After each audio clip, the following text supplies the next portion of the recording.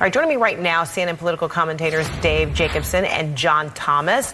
Good to see you, gentlemen. So, thanks for having us. John, back to, the talk about conspiracy theories or the suggestion that the Mueller investigation is illegitimate from Rudy Giuliani. Do you agree with that strategy or tactic or even point of view?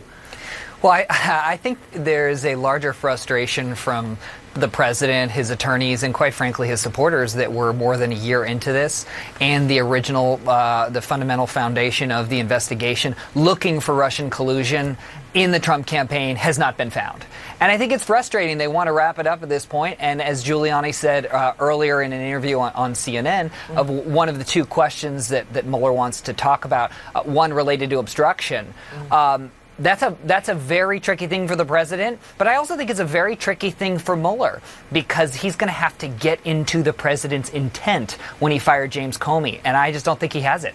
Well, the investigation is ongoing, Dave. I mean, if the investigation is ongoing, yes, the subjects of the investigation can be frustrated and all of that, but does this kind of name-calling and, conspiracy, theory throwing and all that, does that help matters for the president and everyone around him? I think if I were Republican, I would say optically, from a PR perspective, it is a good thing to muddy the waters, right? The continued onslaught of negative headlines surrounding the Russia probe is not something that the president wants, and he's trying to defend himself in the PR battle.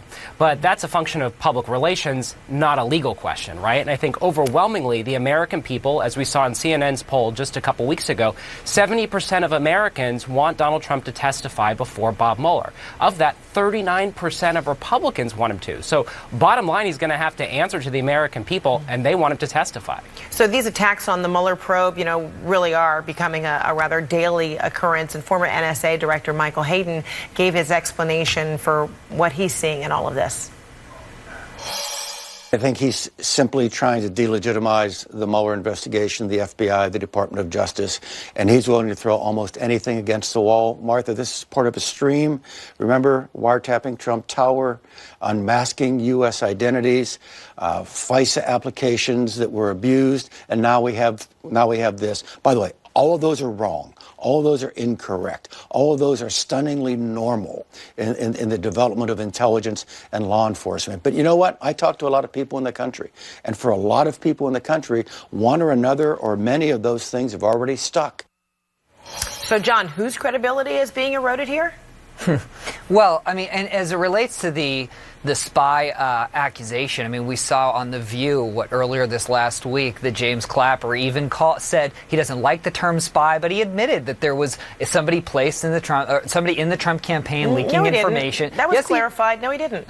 He said he doesn't like the term spy, but it was for Trump's own good, because they were looking for Russians and collusion and whatnot. But look, there is lots of smoke here. I think the president has been careful to say, if this is true, this is a massive problem, and I'm sure we'll get to the bottom of it. All right, Dave, whose credibility is eroding here, if anyone's? Well, I just don't think it's possible to erode the president's credibility any more than we already have. The Washington Post just weeks ago put out a scathing story saying that the president and his cronies in the White House have lied over 3,000 times to the American people. That's groundbreaking and unprecedented and dangerous to our society. And so I think this is a president who continuously lies to the American people. And we've got the midterm elections coming up. And I think the American people are going to look at this election as if it's a referendum on Donald Trump. And that's why Democrats increasingly are poised to take back the House. All right, we'll leave it there for now. Dave Jacobson, John Thomas, thanks to both of you gentlemen. Thanks, Fred. Appreciate it. Thank you, Fred. All right, still